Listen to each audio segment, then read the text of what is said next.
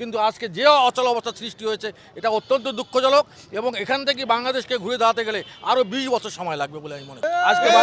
আজকে বাংলাদেশের একটা দেশ নাই, এটা কোনো ল অ্যান্ড অর্ডার সিচুয়েশন নাই, কোনো নির্বাচন কমিশন সঠিকভাবে কাজ করতে পারছে না, আবার সংসদ কাজ করতে পারছে না, বিচার বিভাগ কাজ করতে পারছে না।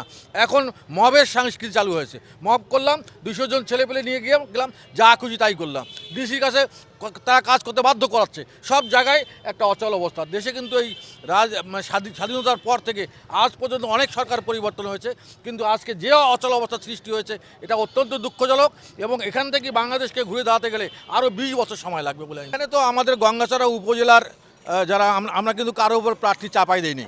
আমরা উপজেলা কমিটির মিটিং করছি, বর্ধিত সভায় আপনারা জানেন, 8টা উপজেলাকে নিয়ে আলাদা আলাদাভাবে মিটিং করেছি এবং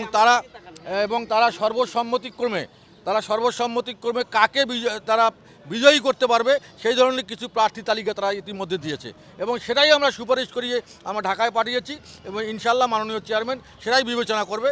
এখানে নতুন করে এই সিদ্ধান্তের বাইরে কাউকে মনোনয়ন দেওয়ার সুযোগ নাই এবং সেটা যদি দেওয়া হয় সেখানে আমরা সেই সঙ্গে দ্বিমত পোষণ করব।